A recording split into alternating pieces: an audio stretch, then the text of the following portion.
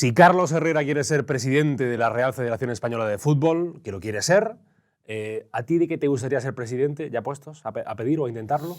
Yo creo que es mucho mejor ser asesor de que presidente de. Vale. O sea que... Yo en este caso sería un buen asesor de Carlos Herrera al frente de la Federación Española de Fútbol. Pero que lo de Carlos, que no es coña. No, de ninguna manera. Hay gente que se lo ha tomado a broma. Yo creo que creía que era coña. ¿Tú creías que era coña? Bueno, pues yo te aseguro que es verdad. De tal forma que él va a luchar, va a hacer todo lo posible por a articular una candidatura que le posibilite el llegar a la presidencia de la Federación Española de Fútbol. Y está en ello, de verdad, y con mucha ilusión. ¿Lo ves? Hombre, yo personalmente lo veo porque a mí pero ahí confundo mis deseos con la realidad, claro. Probablemente. Lo veo porque a mí me gustaría que Carlos, hoy ya ha quedado del paso, pues sea el presidente de la Federación Española de Fútbol. ¿Por qué no? Pero, hombre, creo que como todo tiene su complicación, es un proceso. Ahora tienes que conseguir los avales, que no creo que tenga muchos problemas para conseguir los avales. Luego hay que esperar las normas de cómo se va a regir esta elección, que creo que todavía esto está por ver, ¿no? No tengo algunas dudas al respecto. Y luego conseguir los votos de los árbitros, de los clubes de la Liga, de Primera y Segunda División, en fin, de las federaciones, etc. O sea, el proceso es complejo y también tiene sus dificultades. A mí personalmente me encantaría, lógicamente, ¿no? Que Carlos fuera el presidente de la Federación Española de Fútbol. O sea que... Con Herrera hay mucha amistad, ¿no? Sí. Es padrino de... Yo soy padrino de su hija Rocío y él es el padrino de mi hijo Alejandro. ¿Qué te une, digo, de aficiones? Pues mira, nos une el habernos encontrado en una radio, entonces en la cadena SER. Yo hablo del principio de los 80, o mediados de los 80. Él estaba entonces todavía en Mataró. Bueno, cuando nos reencontramos, en cualquier caso, yo estaba en hora 25. Él viene a hacer, y luego pasó a hacer la mañana, un matinal SER, si no recuerdo mal, y él hacía entonces en las coplas de mi SER, en la cadena, y hacía también El borde de la cama, programa nocturno, nocherniego. Yo, como trabajaba de noche, yo era como los serenos, ¿verdad? Entonces... Pues no sé, ahora también, pero menos. Entonces, de verdad que tenemos que emplearnos, estar toda la noche trabajando para servir el desayuno informativo de la mañana a partir de entonces a las 7, ni siquiera a las 6, pero en fin, a las 7 ya tenemos que estar ahí dando el callo, y a las 8, etcétera, etcétera. Y él hacía su programa que terminaba a las 3, recibía a mucha gente, teníamos la ventaja y la suerte de que siempre, y la gente era muy generosa con él, de los oyentes del programa, le traían sus bocadillos, alguna bebida, algún vino y tal, y entonces, bueno, pues en aquellos momentos era muy agradecido a las 3, 4 de la mañana poder tomarte algo, ¿no? Sí. Un vinito. Un vinito. Bueno, la verdad que fuimos buenas amigas y desde entonces somos muy, muy amigos y, en fin, tenemos un afecto extraordinario. Y yo he viajado mucho con él, en fin, he estado en Sevilla, lógicamente, donde en fin, él entroncó desde el primer momento y donde se siente más a gusto, por supuesto. Y nuestras vidas han sido muy paralelas en eso, dentro de lo que es los medios de comunicación. Tengo dos preguntas chorras antes de una más seria, pero dos chorras. Una, ¿cuánto mides? 1,93, 94. Ahora ya he mermado, lógicamente, con los años, ¿no? Pero bueno. Pero bueno, el que tuvo, retuvo. Bueno, yo me intenté presentarme a una... De hecho, fui a que me hicieran una prueba en el Real Madrid de baloncesto. ¿Ah, sí? 18 años, sí. Y a través de un amigo común que conocía entonces a un base que tuvo el Real Madrid, que era fantástico. Los grandes bases del Real Madrid de aquellos años eran Buscato y... Perdón, Buscato, como alguien me oiga, me mata. Buscato estaba en el Barça o en el... Dije, como no sé nada de baloncesto... Barça, no, Juventud. Buscato creo que era el Juventud del Barça. Bueno, me refiero a Corbalán, ¿sí? Y Cabrera. Antes, Carmelo Cabrera. Cabrera era un canario fantástico, finísimo, elegante. Es el base de una categoría especial. Este chico era amigo de Carmelo Cabrera y entonces dice, oye, preséntate que él te va a recibir allí y tal, y que van a hacer...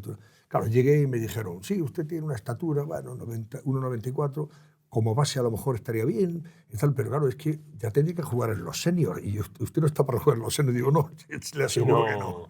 Para eso no estoy ni siquiera para los juniors, o sea, que imagínese. O sea, que alto bien, pero tirar mal. En la facultad. Ahí nos limitamos solamente en hacer baloncesto en la facultad, donde coincidí, por cierto, con buenos jugadores de entonces del Estudiantes que estudiaban también periodismo, como nosotros. Javier Mora y Alfonso Sajibela. Y la otra pregunta chorra es, teniendo un programa a las 10 de la noche, ¿cuándo cenas? No suelo cenar. ¿Ah, no cenas? No ceno. ¿Nada? No, a veces cuando llego a casa a la 1, tomo algo. No siempre, porque si no estaría como una bota. O sea, esta mesa se quedaría pequeña, ¿eh? Vale. Para el contorno de mi barriga. No, intento no cenar precisamente por eso. ¿Cuándo comes la última vez? A mediodía. Hago una comida fuerte, como mucho, o sea, la verdad, demasiado quizá a mediodía. ¿Hoy qué has comido, por ejemplo? Pues mira, hoy he tomado un pichín, aquí en Quintín, por cierto. Un pichín, que es el pescado típico en fin, que nosotros solo podemos tomar aquí en Quintín, y delante unas setas con huevo. Ya está. Y luego un heladito de yogur. Un heladito de yogur, que siempre está muy ¿Y ya entonces ni merienda ni nada? Nada, hombre, alguna vez, alguna tarde sí me llevo algún bocadillo, algún sándwich y eso, pero no suelo. Y luego esta noche, si tengo mucha gusa, no sé, puedo tomar a lo mejor un pequeño tentempié, no sé, un poquito de jamón de york con queso y para. Voy a estar el fin de semana para reponerse. Está bien. Siempre tenemos una pregunta antes de subir a este santo purgatorio de Tío Objective, y es que le preguntamos a los invitados por su relación con Dios. ¿Cuál es la tuya? ¿Eres un hombre creyente? Creo que soy creyente, por supuesto, no tan practicante como quisiera, pero también lo soy, lógicamente. Y bueno, intento estar en paz conmigo mismo, con Dios, lógicamente, y con los demás. Antonio Jiménez, bienvenido al Purgatorio de Tío Objective. Gracias, de verdad, por acudir a nuestra invitación. Aparte, en horas muy malas, que ahora ya te va a tener que ir a hacer el programa. Gracias, de verdad, por hacer un hueco. Antonio, además que somos casi vecinos. Sí. Pues de 13 Televisión, el grupo Ábside, se dice, el grupo Ábside, está aquí al lado. Estamos aquí al ladito. Estamos casi vecinos. Y ni siquiera rivales. No, hombre, no. Rivales no. No hay ninguna. No hay rivales. No tenemos ningún elemento que pueda sugerir cierta competencia. Sinergias. Bueno, a Antonio casi todo el mundo ahora lo conoce por la televisión, aunque yo creo que es un hombre de radio, siempre lo ha sido. Empezó en la SER, después ha estado en Radio España, estuvo en la COPE, estuvo en Radio Nacional. Ha hecho prensa no tanta, diría yo. Bueno, he colaborado siempre. Colaboré, por ejemplo, con La Razón durante mucho tiempo. Mira, también compatibilicé un poco mi actividad entonces en la radio, como hacía mucha crónica parlamentaria, con La Codorniz, en una reedición que hubo de La Codorniz, no la de Álvaro de la Iglesia, esa me pilla muy lejos. No la histórica. Pero la de Máximo, dirigió Máximo, y bueno, pues ahí tuve la oportunidad, Julián Lago también estaba ahí detrás, ¿no? Y tuve la oportunidad de hacer una pequeña sección que se llamaba El Ambiguo del Congreso. Chismes, entonces, del momento. Está ¿no? bien. Ahora Ahora hablaremos de chismes también. Dimes y diretes. Estuvo también en Onda Cero, que no se me olvide, de director adjunto de La Brújula del Mundo, que se llamó en su momento, con Victoria Prego dirigiendo, una etapa rara, diríamos, de La Brújula en su momento. Y estuvo, yo creo que se dio la gran fama, su gran momento de fama profesional en Intereconomía primero, con el programa este del Gato al Agua. El Gato al Agua. Y después se pasó en 2013 a 13TV, justamente. El Cascabel. Siempre va de gatos la cosa, entonces. ¿Por qué los gatos? Bueno, en aquel momento la cosa estaba clara. Queríamos que alguien... El título sugiriera que el programa era un programa de debate donde iban a contender una serie de compañeros, de colegas, iban a debatir y entonces uno tenía que llevarse el gato al agua. ¿Quién se lo va a llevar? Bueno, pues el que los espectadores decidieran, ¿no? Y el título nos pareció el más adecuado.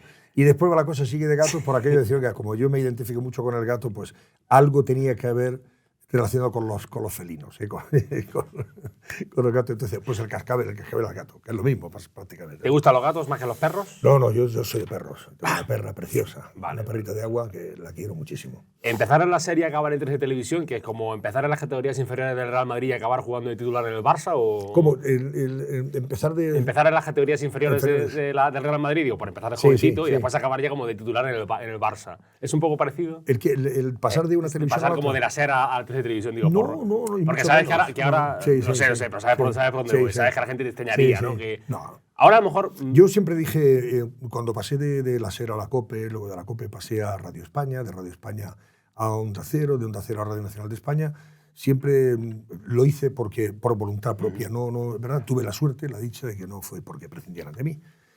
Pude elegir en ese momento, decir, si me llamaban, me daban a elegir, y dije, pues sí, me interesa este proyecto. Y siempre dije, hay vida propia después de. Entonces, al principio, cuando pasé de la SER a la COPE, parecía que todo el mundo se acababa, se caía por la SER. Entonces, lo más. Bueno, pero luego la COPE demostró que era fantástica y que no solamente, en fin, podía competir perfectamente con la SER, sino que satisfacer todas tus necesidades e ilusiones, ¿no? Desde el punto de vista informativo. Pero me pasó lo mismo en Radio España, que era una radio pequeñita, más, de un nivel infinitamente mucho más pequeño, pero vivimos aquella etapa también con mucha ilusión, los que nos fuimos de COPE entonces, ¿no?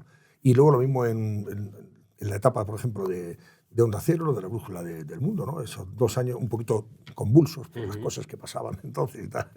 Pero bueno, bien. Y luego ahí me ofrecieron quedarme en Onda Cero, lógicamente, o hacer la mañana de Radio Nacional de España. Y yo dije, oye, ¿y por qué no? Yo quiero pasar también a la historia como alguien que ha hecho las mañanas de Radio Nacional de España, que estaban muy identificadas con, en fin, con Luis Olmo, con César Iglesias, el propio Carlos Herrera, etcétera, etcétera. Y dije, pues ahí voy yo. Y también me metí ahí, ¿no? En fin, siempre ha sido, creo que es una carrera de fondo en la que vas, en fin, quemando etapas y siempre lo importante es que sean satisfactorias y saques provecho de todas ellas. ¿La cadena SER de hoy es menos plural que la de hace...? Yo estoy convencido de que sí. No tengo ninguna duda. Yo creo que la cadena SER de entonces era infinitamente más plural, más objetiva. Yo creo que había... incluso creo que a la hora de afrontar la información, por lo menos lo que yo sentía, éramos extraordinariamente libres. No digo que ahora no lo sean, pero es verdad que ahora yo no sé si están más condicionados quizá por la propia situación política de trincheras que estamos viviendo todos, ¿no? De un lado a otro, etcétera, etcétera. Yo me sentí extraordinariamente libre y muy bien, como me sentí libre también en COPE y disfruté de la etapa de COPE en los mismos términos y situación. Es cierto que parece que ahora como que identificamos más al periodista con el medio muchas veces, ¿no? Como que incluso nos cuesta ver a un periodista del diario El Mundo pasando al País o del País al Mundo o de la SER a la COPE, todo nos parece como extraño cuando no debería ser así, ¿no? Cuando debería ser periodista en cualquier medio, ¿no? Efectivamente, eres periodista ante todo y luego después lo único que tienes que hacer es respetar la línea editorial del medio en el que estás trabajando. Respetarla significa asumirla. Tú dices, oiga, yo puedo estar... Si tú no estás de acuerdo con la línea editorial del medio en el que trabajas, no tiene sentido que estés trabajando ahí, tienes que buscar alternativas. Pero si tú te debes, en primer lugar, al medio que te contrata, lógicamente, y si te contrata y estás de acuerdo con su línea editorial, pues oye, tú encantado. Y puedes ser extraordinariamente libre e independiente dentro de eso, respetando esas líneas que tienen que ver efectivamente con las condiciones editoriales del medio que te ha contratado. Ha cambiado o ha pasado por muchos medios. ¿También ha cambiado de posicionamiento político o de ideas políticas o su evolución no ha sido tal? Es decir, siempre ha tenido unas ideas más o menos políticas claras y eso... Yo siempre me he situado en unas... Ya sé que habrá algunos que dirán, no, por los medios en los que ha estado o está y las cosas que dice y hace, pero en fin, de eso podemos hablar después, de lo que se supone. Yo me considero una persona muy de centro. Cuando digo de centro ya sé que esto es... Ahora van a decir, el centro no existe. Sí, el centro no existe, la equidistancia no es posible. Es que yo no soy equidistante de las cosas. Cuando digo el centro me refiero más a mi actitud, que es bastante moderada en las cosas. O sea, yo siempre creo que he sido una persona moderada, que he respetado, por supuesto, la izquierda y la derecha, siempre y cuando esa izquierda y derecha se hagan respetar. Yo no puedo respetar, por ejemplo, actitudes de derechas o de izquierda, o extrema derecha o extrema izquierda, que atentan contra el sentido común, ¿no? O contra la dignidad de las personas, o en fin, o que ponen en cuestión algo tan evidente como la libertad y la dignidad de las personas. Y hay gente que, uno y otro lado, sobre todo la extrema izquierda, eso, en fin, lo incumple. Por tanto, a mí esa gente, bueno, pues la escucharé, pero para mí no me merecen ningún respeto en ese sentido, ¿no? Hablaba de esa izquierda que no se hace respetar. Digo, por ejemplo, ¿qué relación tiene o qué opinión tiene ahora mismo de este PSOE? Porque sabe que una de las líneas de pensamiento o de argumento de la derecha ahora española, una parte de la derecha dice, no hay PSOE bueno o no hay socialista bueno. Y entonces, tú que has vivido, si te puedo tutear, sí, hombre, por supuesto. Tú que has vivido, Antonio, muchos años desde la transición política, además comentándolos e informándonos de ello, digo, si crees que hay ese PSOE bueno o que ese PSOE bueno no existe, o ¿qué relación tienes ahora con ese Partido Socialista? Si ahora mismo identificamos al Partido Socialista con Sánchez y toda su cohorte, son todos los que forman parte del grupo parlamentario socialista, tanto del Congreso como del Senado, evidentemente ese no es el PSOE que yo he conocido. Es que ese Partido Socialista que convergen todos estos señores y señoras no representa tampoco ni a Felipe González, ni a Alfonso Guerra, ni a Joaquín Leguina, a Nicolás Terreros, a José Luis Corcuera, a Mario Nuevo, en fin, a históricos del partido, ¿no? Que en su momento pues estuvieron ahí al frente del gobierno, hicieron las cosas bien, otras mal, se les criticó lo que hicieron mal, pero también se les apoyó cuando lo hicieron bien, y que realmente nunca antepusieron los intereses del partido y sus intereses personales a los del Estado. Porque creo que, en fin, creo que otra cosa no, pero Felipe González y Alfonso Guerra demostraron muchas veces que tenían sentido de Estado. Cosa que este señor, no sé, Pedro Sánchez, a veces dudo que lo tenga. ¿Tú echas de menos la izquierda de antes? Naturalmente que sí. ¿El PSOE de antes? Sí, por supuesto que sí. Lo que pasa es que después dicen los del PSOE, a mí me parece acertada a veces su análisis, y me dicen, no, pero es que a Felipe también le daba muchas hostias. Vamos a ver, a Felipe González... Y a Guerra le daba muchas hostias. Mira, Felipe González empieza a recibir palos, te lo digo porque... Porque tú estabas ahí. Yo estaba entonces en COPE, donde estábamos nosotros, y empieza a recibir palos en función de cuando el partido no asume que hay corrupción.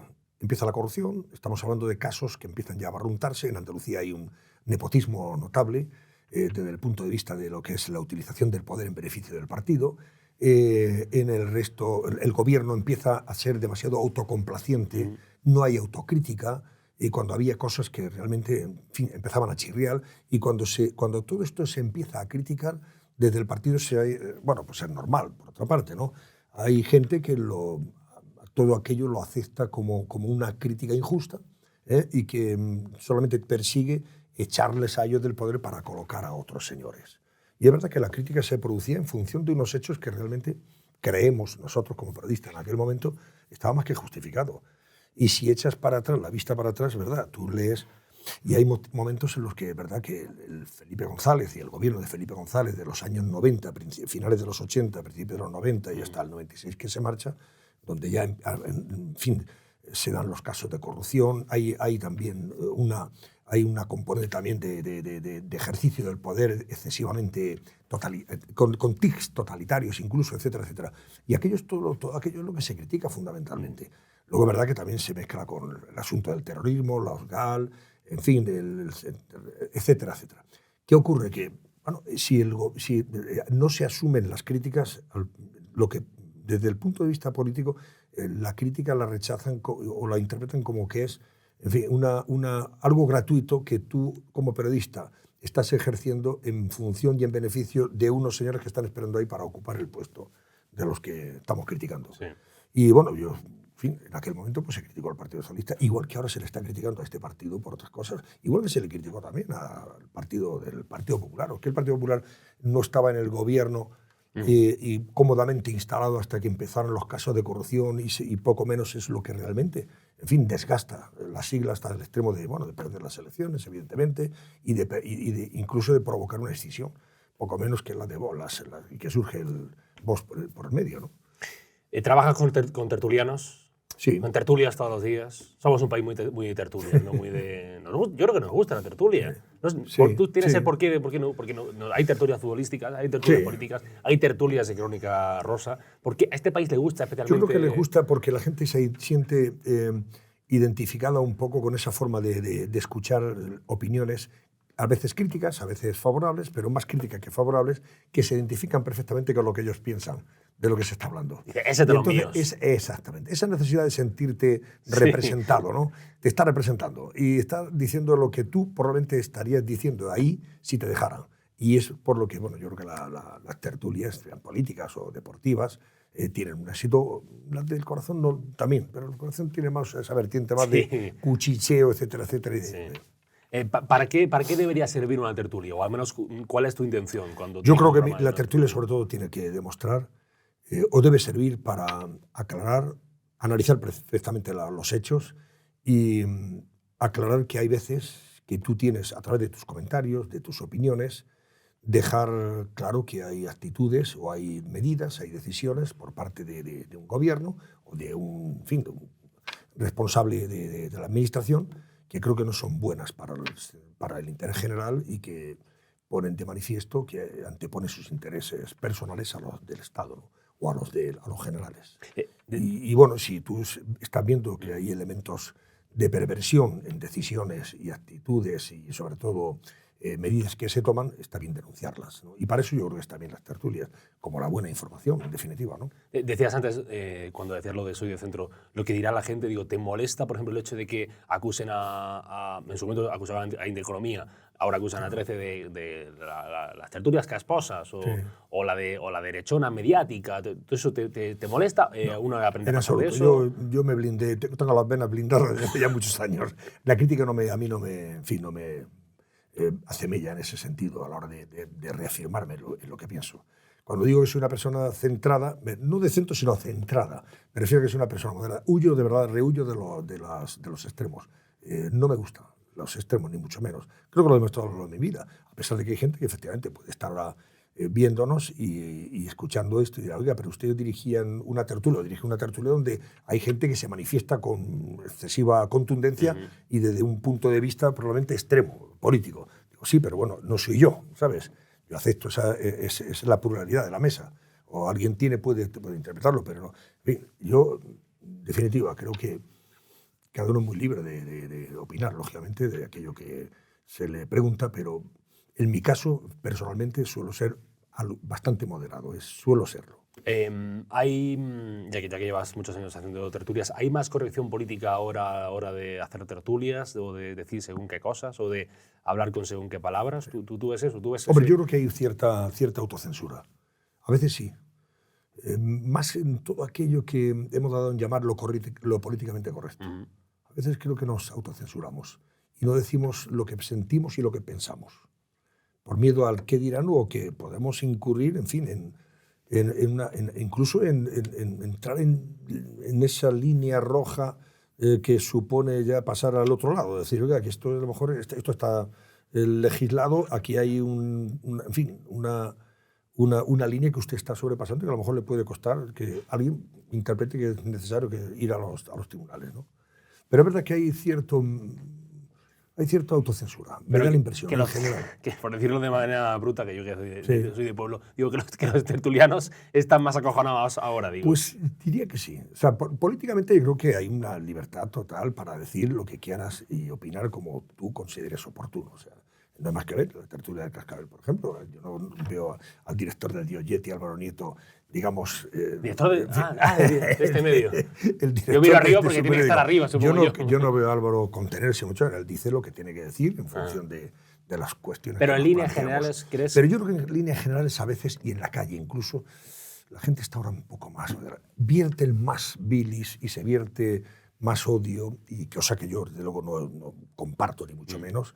Y, por supuesto, yo no haría jamás una tertulia para decir lo que se dice por ahí en las redes sociales y, además, digamos, para vetarse en el anonimato. Pero luego la gente, cuando se le pregunta en eso, yo creo que con educación se puede decir todo. Creo que de forma educada se puede decir.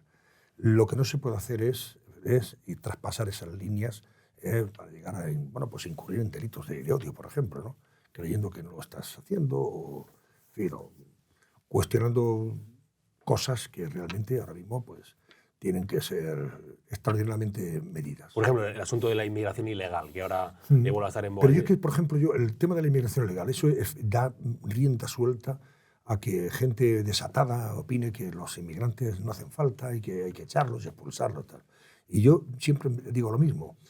Yo creo que la inmigración tiene que regularse, por supuesto, y tiene que controlarse. Y yo creo que lo que tienen que hacer las autoridades es, aquellos que llegan, es procurarles un estadio de confort necesario para poder desarrollar su vida trabajando aquí. Por supuesto, eso es lo primero. Lo que no puede ser es pensar que sin inmigrantes esto funciona. Yo ahora vengo de comer de un restaurante donde el 50 o el 60% de las personas que trabajan ahí son inmigrantes. Las personas que van a casa a hacer muchas cosas son inmigrantes. El taxista que me ha traído hace un rato es inmigrante. O sea, es que luego te das cuenta y dices, ¿funcionaría España sin los inmigrantes? Ahora mismo, de verdad, son los trabajos que probablemente muchos españoles no quieren hacer y lo tienen que hacer ellos. Pero muchas veces me pregunto, ¿y por qué eso no lo piensan aquellos que de forma radical y extrema se manifiestan contra la inmigración? Vamos a hablar del tema con todo el sentido humano, sobre todo también, que merece. Yo creo que son gente que está huyendo de la pobreza y de la miseria y tienen derecho a buscarse un... A veces se deshumaniza. Claro, por supuesto. Ahora, otra cosa es que no se le pida responsabilidades al gobierno con lo que ha hecho. O sea, todo lo que yo digo es compatible con criticar al señor Escrivá, porque el señor Escrivá no ha tenido a bien llamar a los ayuntamientos, llamar a las comunidades autónomas donde esas personas que están regalando en una isla, donde ya está saturada, iban a trasladarlos. Dice, oye, llame, pónganse de acuerdo con ellos, en qué lugar podemos ubicarlos, qué salidas hay que darles, porque tú no puedes tener aquí a la gente y dejarla en la calle a la buena de Dios. Entonces, bueno, tú eso es lo que tienes que controlar. Y luego, por supuesto, no solamente el gobierno de España, también la Unión Europea en eso tiene. Este es un fenómeno Y es un problema muy de la Unión Europea. Tiene que ser la que tiene que tomar medidas, ¿no? Para intentar controlar esta situación. En tertulias que tú has dirigido se han creado también políticos como Albert Rivera o como Pablo Casado. Hay gente que se ha olvidado ya de Pablo Casado. Una vez un líder del Partido Popular que se llamaba Pablo Casado. Como Pablo Iglesias también. Pablo Iglesias lo tuve yo en alguna ocasión, sí, también en 13. Pedro Sánchez incluso también. Pedro Sánchez estuvo en Intereconomía, cuando estaba por las tardes en una tertulia. Sí. Ojo, es cantera esa, ¿eh? Sí. Cuidado que la mejor... y luego cantera. Mira, yo llegué a tener en El Gato al Agua, tuve hasta 6 dirigentes del Partido Popular o miembros del Partido Popular que acabaron siendo ministros, con Rajoy en su primer gobierno. ¿Pero eso es fichaje tuyo de tener buen ojo? Bueno, pues teníamos la habilidad o la suerte de contar con gente que luego funcionaba muy bien. Es verdad que dice, hombre, pero también, oye, García Margallo es un señor que se pasea por todas las televisiones ahora y es un tío que funcionaba fantásticamente bien. Elvira Rodríguez, que yo recuerde. Bueno, Miguel... bueno, en fin, es que ahora no recuerdo todos los nombres, ¿no? Pero el propio José Ignacio Ver, fue luego ministro de Educación, ¿no? ¿Quién más así? O sea, todos los que han pasado por ahí, que luego han tenido responsabilidades de gobierno, eran tíos que funcionaban, o tías que funcionaban muy bien dentro de la tertulia. Pablo Iglesias funcionaba muy bien. Pablo Iglesias, en audiencia, yo no lo tuve al principio, porque es verdad que yo ya me había marchado de Intereconomía, pero cuando vino también eso, al final dejó de venir porque hubo momentos en el que ya no solamente yo no estoy de acuerdo para nada en muchas de las cosas que dice, lógicamente, ¿no? Pero lo que no puedo hacer es consentir que se falte al respeto. Y yo creo que Pablo Iglesias faltó al respeto de algunos compañeros y familiares de algunos de los compañeros, entre todo, sin ir más lejos, del propio Expósito, ¿no? En algunas cosas que dijo, o la propia Cristina López del Listing, y entonces dijimos, a partir de aquí no va a venir más y ya está. Ya no se le llamó más, por ejemplo. Del Pedro Sánchez que conociste en televisión, al que ahora preside el gobierno... No tiene nada que ver.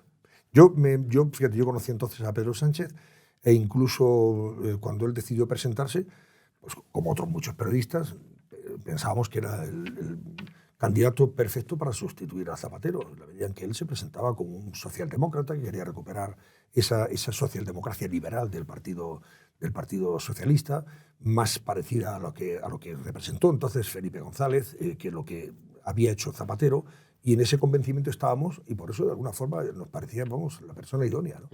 Y claro, luego ya fue, en fin, cambiando absolutamente en función de sus intereses personales y los del partido. Claro, es que ahora cuando la gente dice, qué gran tipo, oye, qué presidente más qué audaz, qué nivel de resiliencia tiene este político y tal, ¿no? Lo que hace es muy fácil. Si Felipe González en el año 96 hubiera hecho lo que él está haciendo ahora, José María Aznar no hubiera sido jamás presidente del gobierno. El Partido Popular no hubiera llegado al gobierno. Seguiría todavía el Partido Socialista seguramente gobernando de por vida con Felipe González o con el que le sustituyera, pactando con todos aquellos que ahora está pactando este señor. Porque entonces existía, no era Bildu, se llamaba Herri Batasuna, no existía Junts per Cat, pero sí, es que Republicana sí estaba ya. Estaba Convergencia, ¿no? Sí, era Convergencia, bueno, pero Convergencia pactaban. O sea, tanto el PP en su momento como el Partido Socialista pactaron con el nacionalismo entonces, digamos, moderado, antes de echarse al monte. Con el hombre del año que dijo la ABC. Sí, exactamente. Con el hombre del año que era Jordi Pujol. Y en el otro partido pues estaba Arzayus, estaba, en fin, Ardanza, gente como Arendacari, etcétera, etcétera. Y entonces eran los partidos nacionalistas que no todavía no se habían echado al monte y, por supuesto, en fin, no tenían ninguna pulsión independentista. Sugerían esa posibilidad, pero no llegaron nunca a eso. Y como pactaban con ello era suficiente. Sumaban, una vez sumó el PSOE, luego sumó el Partido Popular. Pero no echaban mano ya para seguir sumando como con lo que entonces era Esquerra Republicana de Cataluña o los radicales, la Batasuna, que es el Bildu, etcétera, etcétera, o sea, con todo. Si eso lo hace Felipe González, insisto, estaría gobernando ahora. Fíjate tú qué mérito tiene. Llevas trabajando en esto de periodismo, pues no sé, son 40 años o una cosa así, es decir, desde la época de la transición hasta ahora. La conversación pública, el nivel de la conversación pública, de lo que se habla en la calle, de lo que el pueblo español, sé que es muy difícil generalizar, pero de lo que el pueblo español habla, ha mejorado mucho el nivel. ¿Ves que ahora estamos más desinformados, que ahora hablamos más de banalidades, que a la gente le importa poco la mentira o que le mientan? A mí me da la impresión de que ahora mismo la mentira no se cotiza, o sea, se cotiza a la baja de una manera extraordinaria.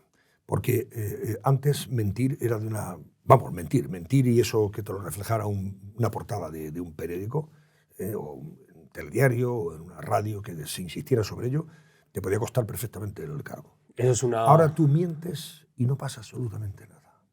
Da la impresión de que hay las sensaciones de anestesia, no sé si, o de... se ha trivializado tanto la política que hemos llegado al extremo de que ya no nos importa lo que se diga o lo que se hace, porque si no nos afecta personalmente, yo miro para otro lado y sigo mi camino. No, desgraciadamente. Te preguntaba esto de la conversación pública porque, por ejemplo, con lo de la ley de amnistía que seguramente se va a aprobar y que todo va a ir para adelante, entiendo yo que va a haber mucha gente que no le dé importancia a ello.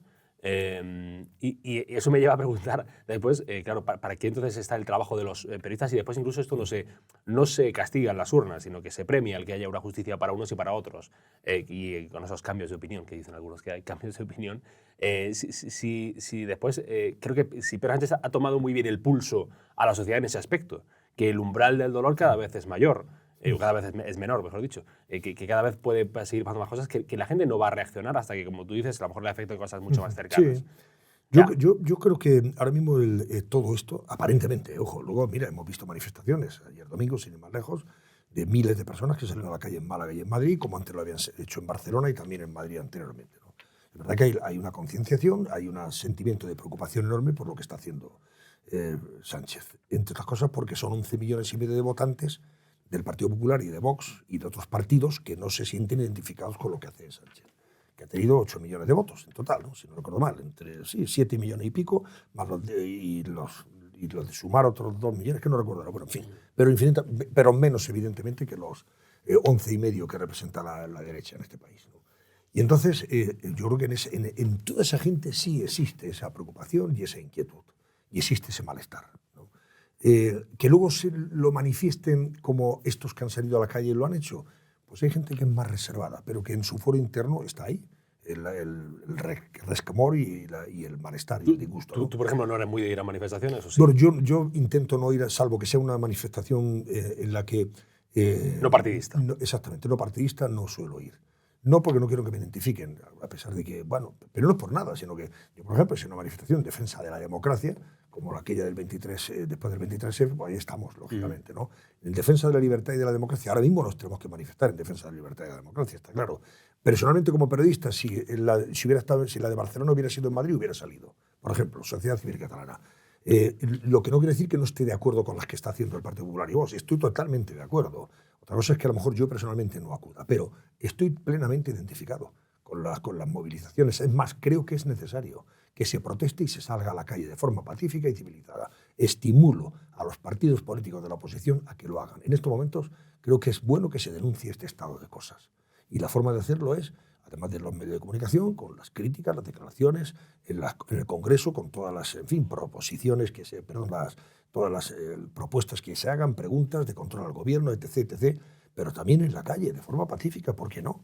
La gente ha salido a la calle y que vea que hay un malestar y cada vez va a ser mayor. Yo estoy convencido de que esta situación puede, en fin, ser, o digamos que tiene una lectura mayor si la situación económica empeora. Ojalá que no, porque también dirían, hombre, usted lo que quiere es que aquí se vaya al garete todo para que Sánchez se vaya a su vez. No, usted, yo no quiero, no, lo que queremos es que este señor debería, si realmente quiere hablar en nombre de España y arrogarse el nombre de España para hacer algo, en función de que haya gobierno, si él se somete al veredicto de las urnas y lleva a su programa de gobierno, que va a amnistiar a estos políticos, a estos delincuentes, y le votan, pues mire usted, a partir de ese momento plegamos velas, por supuesto que presentamos nuestras objeciones, criticamos, sí, pero no tenemos más remedio que aceptarlo y además decir, oiga, tiene usted razón, está usted legitimado, pero no está legitimado porque él no se ha presentado a las urnas. Frente a aquellos que dicen, oiga, es que al final han seguido votando de tal manera que han impedido que gobierne la derecha, pero él no está legitimado para hacer esto. ¿Por qué él no se ha presentado en su programa electoral con la amnistía, entre otras cosas, ni con el referéndum, ni conceder en todo a lo que se le está exigiendo por parte de los separatistas? Una sobre Entonces, no, te decía, digo, probablemente el tema económico, si la situación empeorara, desde el punto de vista económico, es probable que entonces la gente ahí, no sé, me da la impresión de que eso activaría mucho más el malestar y la protesta, que aparentemente ahora no le inquieta. Una sobre Vox. Digo, la erupción de Vox, como algunos analistas dicen, ¿crees que puede haberle complicado la llegada a la Moncloa al Partido Popular? Sí, bueno, sin duda alguna. Y además yo creo que se hicieron mal las cosas en la campaña electoral. Yo creo que hubo varios errores capitales, ya se ha dicho y creo que se ha analizado y no hay ninguna duda de que, por ejemplo, yo creo que Santiago Abascal no debió jamás decir que si ellos gobernaban, si el Partido Popular con Vox gobernaba, aquí vamos a tener un 151 permanente. Yo me pongo en el papel de cualquier ciudadano de Cataluña que no es independentista, que es, que vota, no sé, que votaba a Ciudadanos, que incluso ha votado al Partido Popular o vota al Partido Socialista de Cataluña, y me viene un partido a decir, a partir de ahora va a tener usted aquí los adoquines levantados en todas las calles porque vamos a estar permanentemente arreándoles desde el gobierno de España. Pues digo, bueno, pues el mal menor es votar al que probablemente lo impida, que es el Partido Socialista de Cataluña. Así de claro. Yo creo que eso fue un error, el error también permanente de las famosas murales estos y lonas de LGTBI, etcétera, la bandera y tal. Yo creo que son las cosas hay que hacerlas y no hay que estar permanentemente echándolas en cara. Tome usted las medidas, tome las decisiones cuando tenga que tomarlas, cuando llegue el momento, y no tiene que estar usted exhibiéndose de una forma tremenda. Por parte del Partido Popular, pues yo creo que fue un error que Alberto Núñez Feijóo no fuera ese debate a 4. Creo que cometí un error ahí. Y creo que también hubo un exceso de confianza, porque las encuestas, bien es verdad, le daban que iban a sumar de sobra.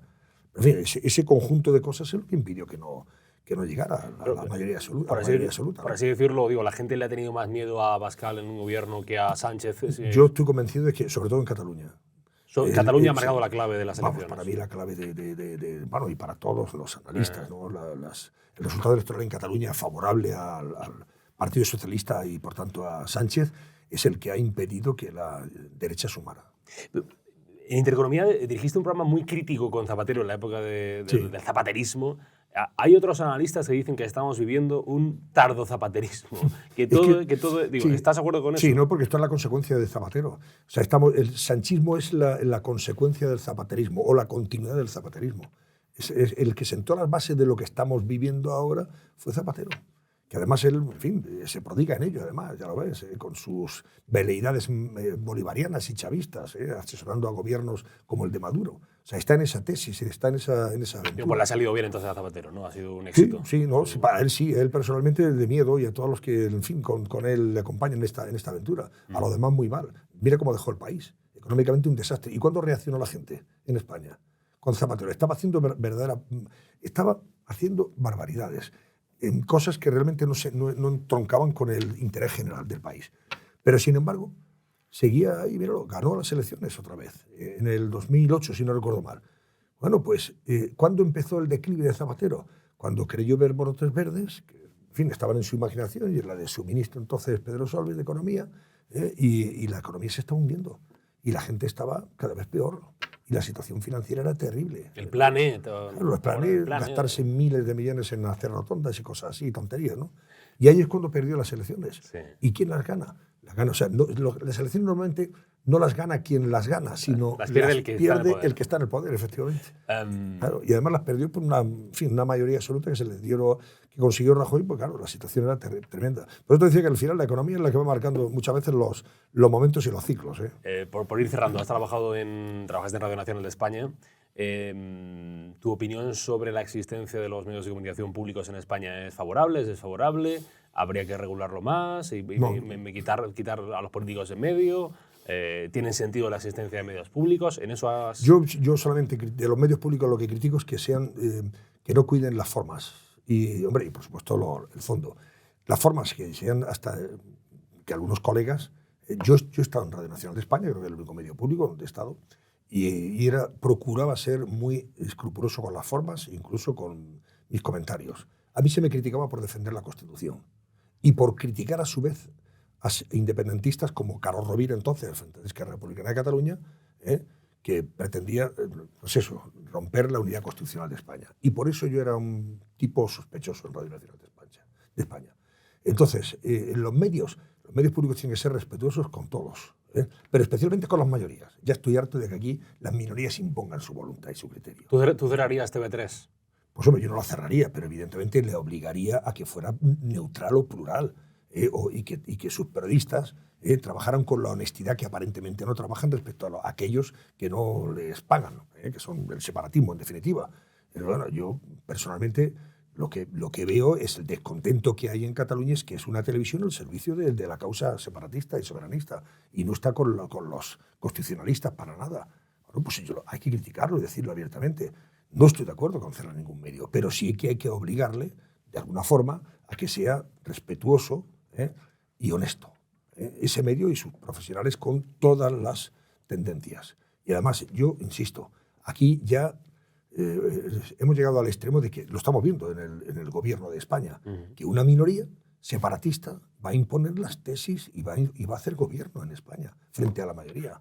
173 diputados de este país se van a sentir representados, que son los que convergen en el Congreso en función de los votos recibidos, pues van a tener menos poder, y tienen menos poder que 2 partidos minoritarios, 3 partidos minoritarios, que son los que van a imponer el gobierno y van a hacer lo que ellos creen que les conviene, porque el señor que les va a ceder, o sea, al que le ceden los votos, les va a hacer caso en todo. Esa es la realidad. Ya que hablabas de poder, y ya para cerrar, hay después una idea también que muchas veces se vuelve a repetir en la derecha española, y es el hecho del poder mediático. Que dicen, no, es que no tenemos poder mediático suficiente, es que hay bueno, pues los grandes periodistas son de izquierdas. Tú compras ese análisis.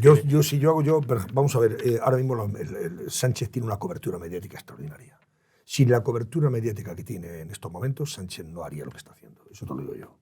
Si no contara con periódicos importantes, como El País o La Vanguardia, por ejemplo, con radios como Radio Nacional de España y la cadena SER, con Televisión Española, con La Sexta, en fin, y otros medios que están en una posición un poquito más, digamos, equidistante. Yo creo que hay momentos en la vida, como decía antes, en los que no se puede ser ni equidistante ni neutral. O se está con la Constitución, o se está con la igualdad de todos los españoles, o se está con aquel que quiere romper todo eso, y acabar con el ordenamiento jurídico de España y acabar con la Constitución en la forma en que la conocemos, etcétera, etcétera. Y yo creo que sin esa cobertura mediática que tiene ahora mismo Sánchez, no haría lo que está haciendo, te lo digo yo. Pero esto no es una idea un poco parecida a la que tiene Pablo Iglesias, pero al revés. Pablo Iglesias dice que todos los medios son de derechas. Pues será en su imaginación, es lo que a lo mejor sueña él por las noches, seguramente. Casi todos los medios son de derechas. No, bueno, es que, vamos a ver, es que los medios, todo el que no apoya a Pablo Iglesias sí, también puede ser, es de derechas, es que es así. Señor, si analiza, dice, ¿pero qué medios? La mayoría de los medios ahora mismo están alineados, la mayoría de esos medios fuertes, potentes, o hay muchos medios más. En fin, están en páginas de periódicos en la red, etcétera, etcétera, y los periódicos incluso impresos y tal, que bueno, están más. Pero es verdad que la mayoría de los medios fuertes están en manos de lo que representa Sánchez en estos momentos, el sanchismo. ¿Me ha quedado algún tema por tocar, digo, en la entrevista? ¿Algo de Jaén o de algo de fútbol? De fútbol, bueno. Poca cosa ya, ¿no? Soy blanco, por naturaleza. Por naturaleza. Bueno, don Antonio Jiménez Martínez, nacido en Siles, provincia de Jaén. Sierra de Segura. Sierra de Segura, muy bonito sitio. Muy bonito, sí. Hace un programa toda la noche de televisión, con lo difícil que es hacer televisión. Y cosas más complicadas. Pues fíjate, yo creo que más que difícil, hombre, lo que ahora mismo es una competencia extraordinaria. Entre elegir un programa de debate político, de análisis de la economía, temas sociales, etcétera, etcétera, y poder disfrutar, no sé, de un partido de fútbol que compites con mi Madrid, por ejemplo. O te pones el hormiguero de Pablo Motos. O compites con el hormiguero, compites con el Masterchef o con La Voz de no sé qué, y tal. O con una gran película. Sí. Y luego además todo lo que tú tienes. En fin, los chavales ahora mismo están como locos por lo que, en fin, les ofrece Internet a través de sus iPads, ¿no? De todas sus plataformas, las plataformas que hay. Es que tienes una variedad tan grande. Tenéis que haceros TikTok. Sí, TikTok. La verdad que TikTok. es complicado. ¿13TV dónde está en TikTok? ¿13TV? Pues no, ahora que me lo preguntas, no sé. Pregúntaselo tú a la conferencia episcopal que tendría que preguntarlo. Que la gente ve ahí. Antonio, quede con Dios. Gracias de verdad. Y suerte para el programa que ya tienes esta noche. Gracias por hacer el web. Un placer. Gracias.